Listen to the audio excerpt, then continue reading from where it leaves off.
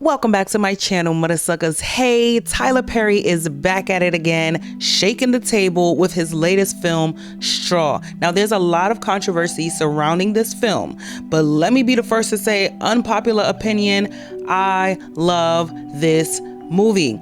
Probably Tyler Perry's top 3 in my opinion, but opinions are like buttholes, we all have them. But we will get to the controversy towards the end of the video, so make sure you stick around for that. Spoiler alert, there will be spoilers. So the movie opens up in a hot studio apartment, and before we're even introduced to the characters, Tyler Perry has let us know that whoever is living here, okay, is down and out. There's an eviction letter on the table. The apartment is messy. There's dirty dishes everywhere. And at the dinner table, we see 2 bowls of oodles of noodles, but only one has been eaten. That's a foreshadowing of what we come to learn at the end, that this is all an hallucination. We're introduced to Janiah, who's played by Taraji P. Henson, who's having a nightmare of her walking down a hospital hallway holding her daughter while the doctor and nurse watch her leave. And so the alarm goes off, she wakes up, she wakes her daughter up, gets her ready for school, and we find out that her daughter needs $40 to eat school lunch, and that she's been embarrassed at school because her mom hasn't paid the money for her lunch. Y'all, that $40 for school lunch became the driving force for the entire film. All Janiah wanted to do was be a good mom. She worked 2 jobs and still couldn't make ends meet, and so the last thing she wanted to do was let her daughter down. Y'all, this movie escalated so quickly. I mean, within the first 5 minutes of the movie, Janiah has already made so many financial promises. She promises her daughter that once she gets paid, she will pay the $40. She promises the landlord that she will pay her rent, and that landlord ain't playing with her. Now, after all of that wahala, she then walks into her job, okay? And it is the first of the month, and the supermarket that she works in is extremely crowded. And then her boss starts scolding her.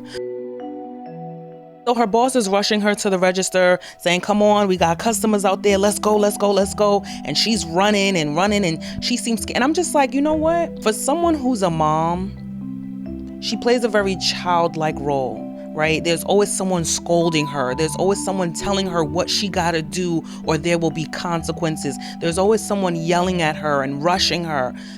At this point, you don't see any love or sympathy coming from any direction for this woman. Even the customers treat her like shit. A customer literally threw a glass bottle at her, and when she went to the back to clean up, she got a phone call. Her daughter's school called, and she's telling her boss, listen, I have to go to my daughter's school. Something's going on at the school, right? She ends up leaving, going to the school, but she stops by at the bank to try to get some money out of her account. So there we meet Sherry Shepherd's character, Nicole. Kind woman at the bank, and she's like, hey, I need to take out $40. Sherry's like, well, if you take out $40, your account is gonna close. And Janiah's like, it's okay, they can close my account. I don't know if a lot of people picked up on that, but that was incredibly sad to me. Like, she's willing to close the account just to go and make sure that her daughter was good at the school. Now, at this point, I'm like, it's a lot. This is a lot. Like, slow down, Tyler. Now, at the school was where I realized, okay, something is going on here. So she gets to the school, right? They're in the hallway. She sees the principal. We saw the principal previously kind of looking at her funny. Now the principal's looking at her funny again. I'm like, okay, what's going on with this principal, right? And now we see that Child Protective Services is trying to take Janiah away because they think that she's being neglected. She's not being fed. There were bruises on her body when she fell because she's sick and has seizures. And so I'm like, okay, this is a very odd scene, because if this were to happen, and I know this is a movie, but if this were to happen, it wouldn't happen in this manner. There wouldn't be a child screaming in the school, I want my mommy, I want my mommy. They would do this in a different type of way, in a different setting. So I'm like, it's strange that they're doing this right during school hours at the school. So she's rushing back to work, y'all. Her boss only gave her 30 minutes, which obviously was impossible to do, but she's rushing back to work. It's pouring, raining. She accidentally almost hits an off-duty cop. Off-duty cop is an asshole. He's screaming at her. He's threatening her. If I ever see you again, I'm gonna blow your brains out. I'm gonna legally blow your brains out. Something like that. I'm like, you need to calm down. So she gets her car towed. She gets a ticket. So now she has to walk back to work in the pouring rain. She eventually makes it back to work and her evil ass boss fires her. And I'm like, sir, Tyler, he know how to make a wicked character wicked. Like, he drives it home with the wickedness. This man was so mean to her from beginning to end. I ain't feel bad when she shot him, because I'm like, you're doing a lot. She ended up getting evicted because she didn't come back and pay her rent, right? And so she comes back to the job after being fired and she's like, listen, I just need my check. He goes off on her again. They get robbed. Like, yeah, worst day ever. They get robbed. They get robbed. She ends up shooting the robber. Boss is trying to blame her and calling the police saying, oh, this woman, just got us robbed and blah, blah, blah, blah, blah. And he's like, let's see what kind of parent you're going to be from jail. Bow! Let's see what kind of boss you're going to be from hell. Janiah takes her check. She doesn't take any extra money. She doesn't steal from the office.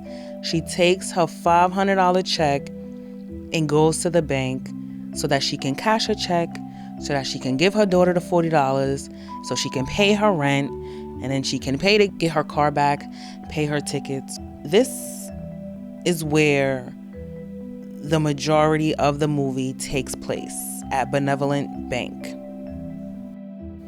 Now, let me just say here, because this image speaks volumes, Taraji P. Henson did such an amazing job playing Janiah that you forget, I forgot that it was Taraji P. Henson. Like, that was Janiah from beginning to end. She did an amazing job embodying this woman who was not only dealing with poverty and struggling as a single mother, but with mental health issues as well. And so the bank is closed, but the bank manager, Nicole, lets her in. Tessa. I don't know who was worse, Tessa or the boss. I really don't know who was worse. But either way, Tessa doesn't cash the check. Tessa's like, listen, you don't have ID. I can't cash this check. Janiah's like, listen, you always cash my checks. You know me. I know you. Please, it's me. Just cash the check. Tessa wouldn't cash the check. And so because she wouldn't cash the check and Janiah was already on her last straw, she drops the gun on the counter like, listen, cash my check. Cash my check. That's all I want. I just want my check cashed. That's all I need. Tessa gets scared. Coworker gets scared as well. They start giving her all the money. She's like, no. I don't need all of this. I'm not robbing y'all. I just need my check cashed. They call the police. And here we go. Now we have this whole situation in which the police believe that Janiah is robbing the bank. And yeah, she does have a gun. And yes, she is holding people hostage. But she's not really robbing the bank. She just wants her check cashed. Now, Sherry Shepherd deserves her flowers for this role as Nicole, the bank manager. Tyler did a great job writing her character, and she did a great job executing.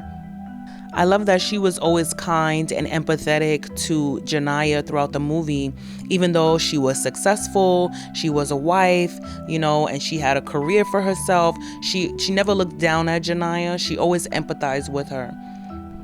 Tiana Taylor played Detective Raymond, and she was another Black woman who had empathy for Janiah and really understood that this situation isn't the typical, murderer, robber situation. This was a woman who was down and out on her luck. A woman who was actually a good person who was pushed to her breaking point. And that was the main message of this movie, that regardless of who you are, anyone can be pushed to their breaking point. And a lot of times it's because of poverty. It's because of single motherhood. It's because of having no village. It's because of mental health issues. And so instead of judging one another, how about we have sympathy? How about we help each other out? How about we be a little kinder to people, because you never know when it's going to be someone's last straw. And so for the remainder of the movie, Detective Raymond is trying to convince Janiah to let the hostages go, put the gun down, and walk out safely. And Janiah is willing to do all of that, but she ain't trying to see that officer that said he was gonna blow her brains out legally. Okay, she like, he gotta go. Y'all gotta get rid of him, and I'm gonna come out. I love that the whole community was in support of Janiah. They came out to protest after hearing her story, and it made her feel good. Like, this is a woman who never had support, who never had love, who never had people who talk to her kindly or have her back. And it's like, now she's being seen, now she's being heard, now she's being encouraged.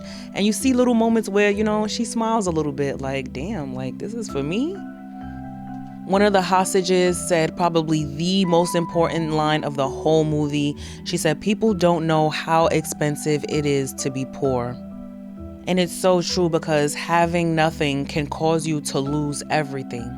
And we find out from her mother calls her like, Janiah, why you got the FBI at my house? Not even Janiah, what's going on? Are you okay? Honey, what's going on? Oh my gosh, I love you. Please don't do this.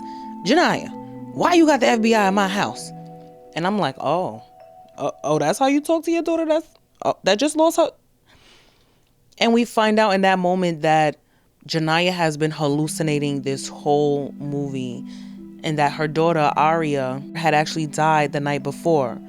So within this 24-hour span of her thinking that, you know, she was taking her daughter to school, and that the school called, and that she needed the $40 for the school, and none of that happened. So after this was another chaotic scene where the FBI breaks into the bank and shoots Janiah dead in her heart. Moments after this, we hear the manager of the bank, Nicole, screaming, Janiah, Janiah, Janiah. And it seems like she snaps out of it. It seemed as if she was disassociating and hallucinating again. And so Nicole is with her. She promises never to leave her side. She's with her. They put their hands up. They exit the bank. Detective Raymond says, nice to meet you, Janiah. And she handcuffs her and puts her in the back of the car. Now, we need a part 2, okay? Because there are some theories out there, some people saying that Janiah didn't disassociate or she didn't hallucinate and that she actually did die. I personally don't think she died. I think the news of relearning that her daughter was dead was so painful that she just envisioned herself no longer living, because she feels that without her daughter, there's no purpose in her living anyway. But I don't think she died, but we need a part 2. Because that is the controversy going around with the ending. We also want to know what happened between Janiah and the father, what happened between Janiah and her family, like why they don't have a close bond. We need a prequel. We need to wrap it on back, find out if she's dead or alive. But 10 out of 10 for me. 10 out of 10 for me. There was some moments that are extra, but you know, come on, this is Tyler Perry. And Tyler Perry did respond to some of the critics, people saying that Black women always suffer in his movies. This is what he had to say in response to that. I say nothing to those people who think that my films focus on the struggle of Black women, because they're right, it does. I'm in doing this. Let me tell you something. If I get an opportunity to put a Black woman on screen for people to see them in love, in happy, in joy, in pain, in struggle, what I'm doing is a service to all people, so that people will know that Black women are not just strong and one thing. They are all things, and they go through all of these different things. So to have an opportunity to be able to paint all of these pictures and all sides of it is something that I'm paying homage to my mother, to my aunt, to my sisters, and friends and cousins, and the things that they all went through. So that's what I would say to that. So y'all go ahead and let me know your thoughts down in the comment section. Did you watch the movie? What would you rate the movie on a scale of 1 to 10? Let me know your thoughts on people saying that Tyler Perry only does movies where Black women are struggling. Be sure to like and subscribe, and I'll see y'all at the next one. Later.